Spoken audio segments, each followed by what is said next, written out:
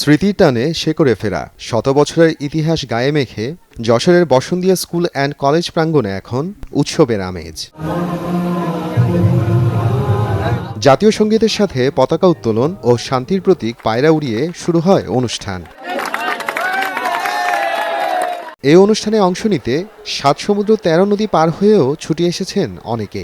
তবে আকর্ষণের কেন্দ্রে ছিলেন ৪০ ও ৬০ দশকের প্রবীণ শিক্ষার্থীরা। বয়সের ভারে নুয়ে পড়লেও স্কুল জীবনের বন্ধুদের কাছে পেয়ে তারা যেন ফিরে গেছেন সেই সোনালী শৈশবে। আর নিজ বিদ্যাপীঠে অগ্রজদের স্বাগত জানাতে পেরে খুশি বর্তমান শিক্ষার্থীরাও। তারা লেখাপড়া করছে একসঙ্গে, সবার সঙ্গে দেখা হয়েছে, পুরাতন লোক অনেকদিন দেখা হয় না।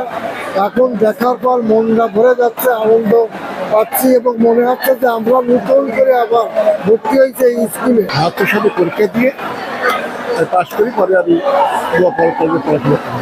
আজকের যে আনন্দটা, আজকের যে অনুষ্ঠানটা, আমি অত্যন্ত গর্বিত।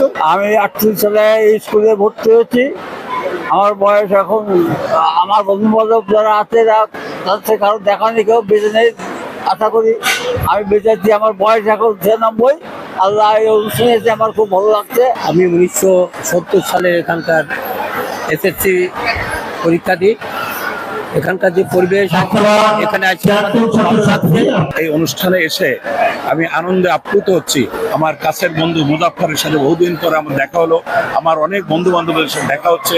অনেক ভালো লাগতেছে, যেহেতু শৈশবে আমরা যখন যাদেরকে অনেকদিন দেখি, আজকে তাদেরকে পেয়ে আমরা আনন্দিত। প্রবীণদের সঙ্গে দেখা হয়েছে, কি ভালো লেগেছে সেটা বলতে পারবো। মনে আছে যে আমরা সেই ছোট হয়ে এখন আর বড় নেই। আজকের আমাদের এই শতবর্ষ অনুষ্ঠানে আমরা সমস্ত বন্ধু বান্ধব আজকের আজ একত্রিত হয়েছি। আজকে আমাদের সেই পুরোনো দিনের কথা আমাদের মনে পড়ছে। এত বছর পরে সব বন্ধু বান্ধব, আমাদের সিনিয়র যারা ছিলেন, জুনিয়র যারা ছিল, সবার সাথে যে দেখা হচ্ছে, মানে কর্মব্যস্ততা, পড়াশোনার ক্ষেত্রে আমরা তো আলাদা থাকি, কিন্তু এখানে এসে মনে হচ্ছে যে না, আসলে কিছুই চেঞ্জ হয়নি, সবকিছু সেই আগের মতোই আছে। অনেক বছর পর বন্ধুদের সাথে দেখা হয়ে, বড়দের সাথে ছোটদের সাথে দেখা হয়ে অনেক ভালো লাগতেছে। 1938 সালে এখানে যারা পড়েছে তারাও আসছে।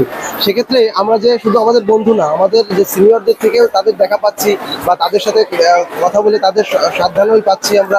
এটা দেখে বেশ ভালো লাগছে। অনুষ্ঠান অনেক লোকজন এসেছে, অনেক পুরনো ছাত্র এসেছে, তাদের সেবা করে আমরা অনেক খুশি হয়েছি। 2 দিনব্যাপী আয়োজনের প্রথম দিনে প্রধান অতিথি হিসেবে উপস্থিত ছিলেন প্রাক্তন শিক্ষার্থী সাবেক ধর্মমন্ত্রী এম নাজিমুদ্দিন আল আজাদ।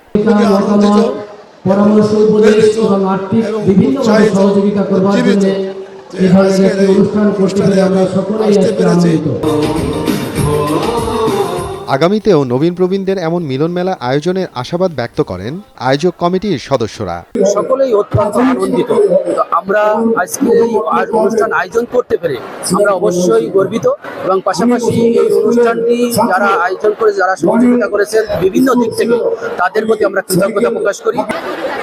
1919 সালে প্রতিষ্ঠার পর 1924 সালে কলকাতা বিশ্ববিদ্যালয় থেকে বিশেষ স্বীকৃতি পায় এই প্রতিষ্ঠানটি। পুনর্মিলনী অনুষ্ঠানে 2500-এর অধিক নবীন ও প্রবীণ শিক্ষার্থী অংশগ্রহণ করেন। সময় সংবাদ, যশোর।